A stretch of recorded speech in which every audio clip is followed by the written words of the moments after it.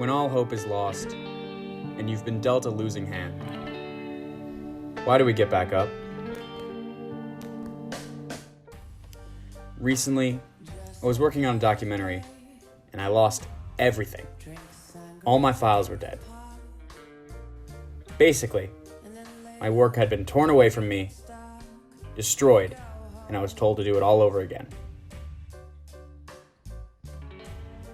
At this point, I was ready to give up, throw in the towel. Until it hit me. Filmmakers deal with this kind of stuff all the time. We drive ourselves mad to make our projects. But why do we do this? Why do we torture ourselves to make films? Is it for ourselves? Is it for the people who watch our work? Or is it for some unseen reason?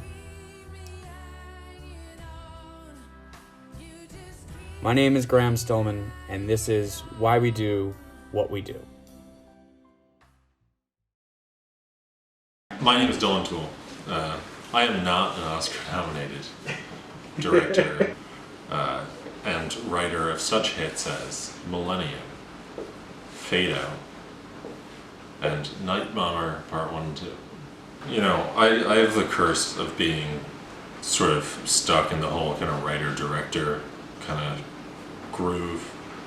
I have never really found much fulfillment in any other areas of filmmaking.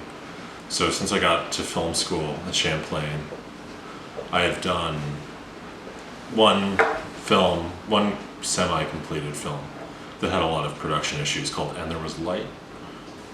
I first started getting into screenwriting in 5th grade when I had started work on a screenplay called Indiana Jones and the Temple of the Hawaiian God. But we made that movie. Then after that, we made a film called Night Bomber, which I had written the story for. And that was really kind of where my experience in filmmaking began. I was just working with Nick, working with our friends in class as actors back when I was in middle school. And kind of feeling your way around. I had always wanted to be a writer when I was little. I'd always written since I could hold a pencil. I'd always loved stories and things like that. And as I kind of grew up and as I'd worked more with Nick and I'd worked with, in high school especially, watching lots of movies and kind of learning about directors and learning more about film history, I got kind of bit by the bug, I want to say around the 8th grade. I started watching a lot of the behind the scenes for the Indiana Jones movies, probably in the 5th, 6th grade-ish area. And film for me had always been there are people that make movies and there's me. It just seemed like such kind of an unattainable job that you could never really do it. I just thought Steven Spielberg, he's just a guy, he makes movies, and I could never, ever be like that. But then I watched the behind the scenes of Raiders, where Steven Spielberg is directing, and he's talking about all the effects that they did and things like that. And I realized, he is a man of flesh and blood, who came from just a suburban family, et cetera, et cetera. And I'm another one of the very cliched examples of people who really look up to Steven Spielberg, but he's an inspiration, and he's what made me realize that, I can do this too, and this isn't just limited to regular people. My name is Christopher Brown. I am 23, going on 24 years old. I am in post-production on a short film called The Big Blue Inn, post-apocalyptic fantasy short set in Vermont. And I'm currently in the planning stages for my capstone, which I think will revolve around an individual with severe social disabilities receiving a gift that causes them to see the world in a new way. Well, in terms of traditional films, as most people would think of them, it would be Steven Spielberg, who is the earliest sort of auteur that I was aware of. As he was a person who made movies somehow, and somehow magically got those pictures into the film equipment so it could be broadcast. My earliest influence, though, was probably cartoons. I'm not sure that I understood that they were drawn or the process behind them, but that's what interested me in sort of creating my own stories the most. My name is Jack Devlin. I go to Champlain College. I am a current junior, and one of the most recent projects I worked on this past fall semester was a short film by Graham Stillman called Mad City Blues, which was a sci-fi western kind of cop drama about a bounty hunter trying to find out what happened to his family, infiltrate the mob and that kind of stuff. And that was a very fun few-week shoot process, and got to work, assistant director role. I got to work closely with the director, location scouting, on set, playing a role in the film, kind of a multifaceted role, planning the shots, all that kind of stuff. And that was fun. That was only my second assistant directing role, so fairly new to me, but I think most of the project went off without a hitch, so it was fairly good. So what film means to me, myself, making films, watching films, for me, it's more of the watching films that I love to do. Of course, I like to make the films as well, but I think watching movies is my whole life. It's what, like, inspires my daily life. I like to look at global cinema. I like to look at my favorite directors, like what they're doing, and it just gives me a joy to always be following the art of film, just seeing what new projects are always being made. And then why I love film in terms of the filmmaking aspect is I always considered myself not the most creative person in high school, and so when I got to college, in the first 2 years I realized that, writing and directing wasn't exactly for me, but working team collaboratively, working on a project with 10, 20 people, that was really something that clicked with me, and that I thought, yeah, like, I could do this, that kind of thing. So my favorite filmmakers, it's interesting because it's always changing for me.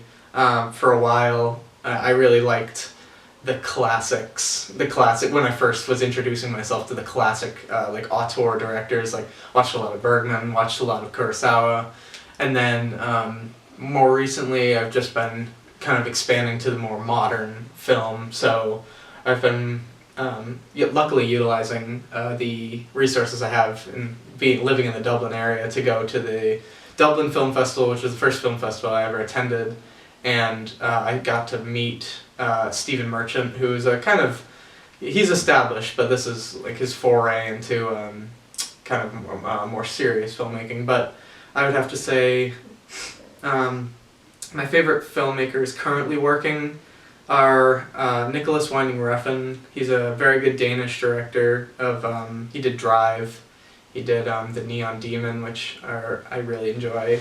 Of course, what film major isn't inspired by the works of Quentin Tarantino, and this being 2019, Once Upon a Time in Hollywood, I believe, is on everyone's radar, and I think seeing as The Hateful Eight in 2015 was my first film that I saw in theaters, I think there's a lot of hype and expectation around his next one, so I think it's going to be always a great director to follow. He is. So, yeah, those are some of them.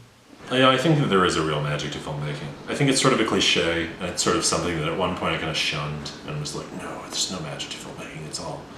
Like, I went through this brief period of like kind of intense depression after I watched, and this is going to sound stupid, but after I watched the behind the scenes for the Indiana Jones movies, where I realized, like, the curtain had kind of come down, and I was like, oh, like, this isn't kind of magic.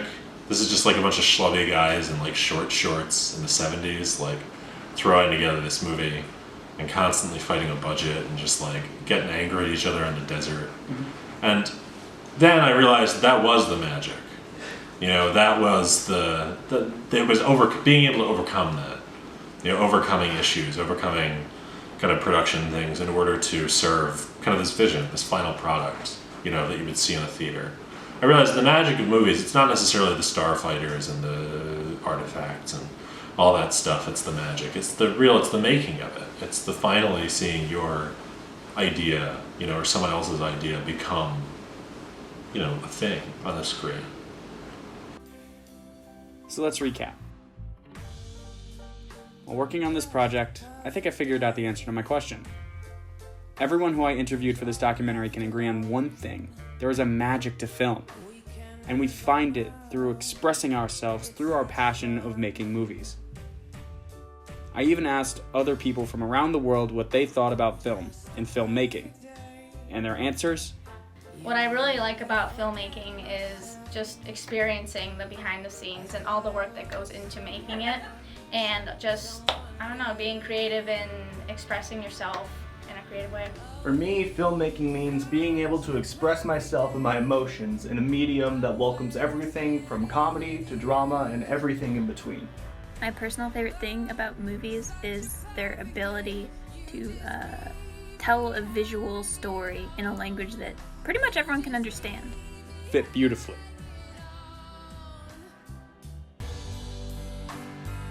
And I learned a few things from this project. To always find the magic in doing what I love, and to back up my footage.